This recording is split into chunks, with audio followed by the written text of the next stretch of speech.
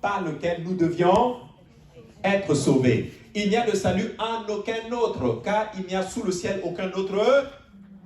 Non. Aucun autre? Non. Aucun autre?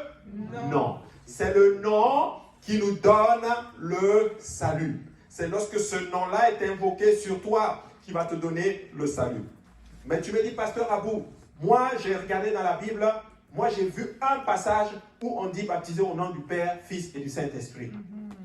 Ah, j'ai dit oui, alléluia. On va regarder, c'est Matthieu chapitre 28, verset 19, et vous allez comprendre ce passage. La Bible dit ceci, allez, faites de toutes les nations des disciples, les baptisant au nom du Père, du Fils et du Saint-Esprit. Alléluia. Qui parle ici? Jésus. Je vais d'abord lever un équivoque et puis on va expliquer cela. Regardez, allez, faites de toutes les nations des disciples, les baptisant au nom du Père, du Fils et du Saint-Esprit. Ah, c'est là. N'est-ce pas? Maintenant, regardez la suite du verset, il dit maintenant, et ensuite, enseignez-leur à observer tout ce que je vous ai prescrit, et voici, je suis avec vous tous les jours jusqu'à la fin du monde. Juste lever un petit équivoque premièrement. Vous savez, souvent on dit, je dois prendre des cours avant d'être baptisé. C'est ça, hein? Mais regardez, ce n'est pas ce que Jésus dit. Hein? Jésus dit de baptiser d'abord, ensuite maintenant d'enseigner. Vous voyez? C'est pour ça que nous fonctionnons comme cela. Il y en a qui nous disent, mais moi je vais être enseigné avant. On va respecter ton choix. Mais le choix de Jésus, en fait, c'est que baptiser d'abord et ensuite on t'enseigne. Voyez? Maintenant, revenons au verset 19. Maintenant, il dit, faites de toutes les nations des disciples les baptisant au nom du Père, du Fils et du Saint-Esprit. Dans ce verset, il y a combien de noms? Il y en a qui me disent un seul, il y en a qui me disent 0. Il y en a qui me disent 0. Maintenant, pour ceux qui ont dit un nom, par exemple, c'est lequel? Parce que moi, j'ai posé la question à certains me diront qu'il y a 3 noms.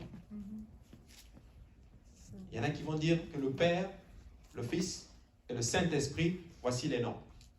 Premièrement, si Père, Fils et Saint-Esprit, alléluia, s'il y avait 3 noms, ben je devais avoir le haut nom au pluriel. A-U-X-N-O-N-S. Mais ce n'est pas ça. Il est au singulier. Pour me montrer qu'il y a un seul nom qui représente ces 3-là. Ces 3, en tout cas, fonctions-là. Maintenant, si je dis, ah, mais il faut que je trouve quelqu'un qui a quand même... Alléluia. Ok. Mon frère.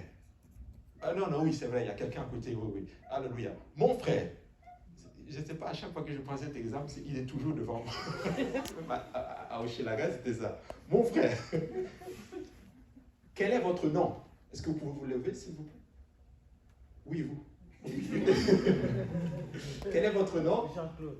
Jean-Claude. Jean-Claude. Vous savez, il ne m'a pas dit père. Il ne m'a pas dit père. Pourtant, je sais je connais ses enfants. Il a des enfants. Amen. Il ne m'a pas dit fils. Je sais qu'il a des parents. Une fois, il était parti au pays. Il m'a dit, pasteur, je vais aller au pays, prie pour moi. Je vais aller voir mon père. Il a un père. Il est père et il est aussi fils en même temps. Il n'est pas seulement ça, il est aussi époux. Sa belle dame est juste à côté de lui. Hein? Alléluia. Vous voyez, il est père, fils, époux. Alléluia.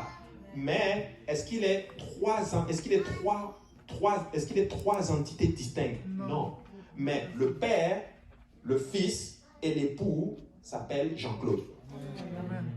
Maintenant, allez baptiser au nom du Père, du Fils et du Saint-Esprit. Merci beaucoup, frère Jean-Claude. Alléluia. Il est en train de dire ceci. Allez baptiser au nom de celui-là qui est le Père, qui est en même temps Fils et qui est en même temps Saint-Esprit.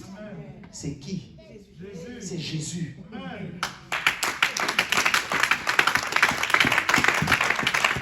Alléluia.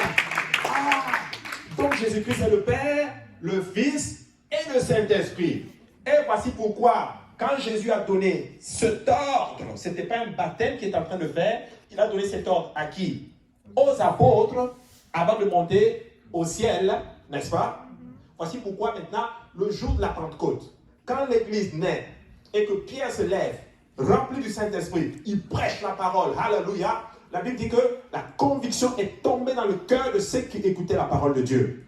Pierre n'a pas prêché un message différent.